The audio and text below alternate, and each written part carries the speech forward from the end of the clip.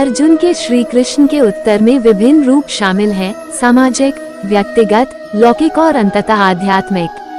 किसी भी समस्या से हर तरह से निस्ताना है, क्योंकि हमारी कठिनाइयां हमारी संभावनाओं की गहराई से पैदा होती हैं। हमारे जीवन से जुड़ा कोई भी अवास्तविक पक्ष नहीं है, जैसे किसी बीमारी की जड़ भौतिकता के नीचे की परतें हैं। धर्म ग्रंथों के व्याख्यान और दर्शन शास्त्र के विद्यार्थियों से किसी भी विशेष स्थिति के लिए सभी सिद्धांतों पर विचार करने के लिए कहा जाता है, हालांकि वह एक सामान्य घटना ही क्यों नहीं है। एक छोटी सी घटना एक वैश्विक घटना है, हालांकि यह आम धारणा के लिए एक बहुत ही महत्वपूर्ण, अर्थहीन बात हो सकती है। लेकिन कोई भी चीज इतनी समान नहीं होती जितनी ऊपर से दिखाई देती है। प्रत्येक घटना का जन्म ब्रह्मांड जागृति पर होता है। हमें बताया गया है कि इस दुनिया में रहस्य जैसी कोई चीज नहीं है, सब कुछ सार्वजनिक, खुला और सामान्य है। किसी भी घटना को अलग अलग नजरिए से देखा जाता है। अधिकतर हम युवाओं का अविवाहित अध्ययन करने की इच्छा रखते हैं। हम विषयों का अध्ययन करते हैं, उदाहरण के लिए राजनीतिक संदर्भ से, और उनके वर्णन से केवल एक ही दृष्टिकोण से करते हैं, जैसे कि अध्ययन के बारे में और कुछ नहीं है। समाजशास्त्र और मनोविज्ञान के छात्र फिर से केवल अपने दृष्टिकोण से विचार करते हैं। कुछ और लोग भी हैं जो धार्मिक हैं, जो हर चीज की धार्मिक व्याख्या करते हैं, इत्यादि। जैसे कि किसी के बारे में और कुछ भी नहीं है। समाजशास्त्र और मनोविज्ञान के छात्र फिर से केवल अपने दृष्टिकोण से विचार करते हैं। कुछ और लोग भी हैं जो धार्मिक हैं, जो हर चीज की धार्मिक व्याख्या करते हैं, इत्यादि। जैसे कि किसी के बारे में और कुछ भी नहीं है। समाजशास्त्र और मनोविज्ञान के छात्र फिर से केवल अपने दृष्टिकोण से विचार करते हैं। कुछ और लोग भी हैं जो धार्मिक हैं, जो हर चीज की धार्मिक व्याख्या करते हैं, इत्यादि।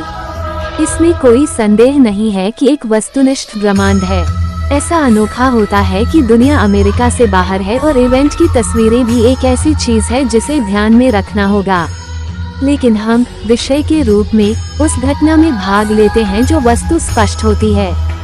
चर्चा हम विषय के रूप में घटना की घटनाओं में भाग लेते हैं। घटना का एक व्यक्तिपरक सलाहकार भी है।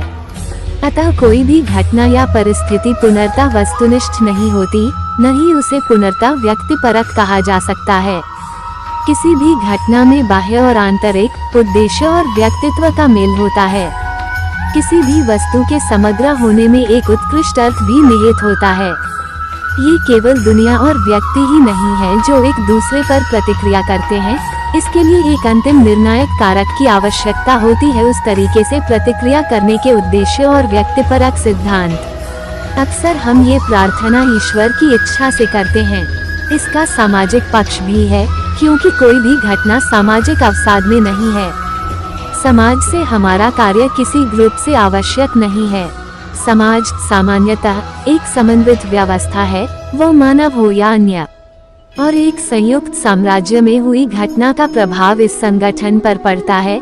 वह संगठन कोई भी हो, वह एक परिवार, एक संस्था या संपूर्ण मानव जाति हो सकता है। प्रेम को तो सभी जानते हैं। यह उनके प्रेम की ही पराकाष्ठा है कि चोट कान्हा को लगे तो पीर राधा को होती है। पुराणों में श्री राधा रानी को कृष्ण की शाश्वत जीवन संगिनी कहा जाता है। लेकिन क्या आप जानते कि इस प्रेम की शुरुआत धरती पर कब और कहां से हुई? श्री राधा रानी की कान्हा से पहली मुलाकात तब हुई थी जब वह स्वयं 11 महीने की थी। तब श्री कृष्ण महज एक दिन के थे। उस समय उनका जन्मोत्सव मनाया जा रहा था। कहा जाता है कि उस समय राधा जी अपनी माँ कीर्ति के साथ नंदगांव आई थी। तब वह अपनी माता की गोद में थी और कन्हैया पालने में। गर्ग संहिता में उल्लेख मिलता है कि जन्मोत्सव के बाद कान्हा दूसरी बार राधा जी से तब मिले तब वह अपने पिता नंद बाबा के भांडीर वन से गुजर रहे थे। कहा जाता है कि उसी समय नंद बाबा जी के सामने एक दिव्य ज्योति प्रकट हुई। बताया जाता है कि जो स्वयं श्री राधा रानी थी, उन्होंने नंद बाबा से कहा कि वो कन्हैया को उन्हें दे दे। तब नंद बाबा ने कान्हा जी को राधा रानी की गोद में डाल दिया। कहा जाता है कि यह मुलाकात लौकिक नहीं बल्कि अलौकिक थी। कथा के अनुसार जब नंद बाबा ने राधा जी की गोद में कन्हैया को सौंपा तब कान्हा ने अपना बाल रूप त्याग दिया।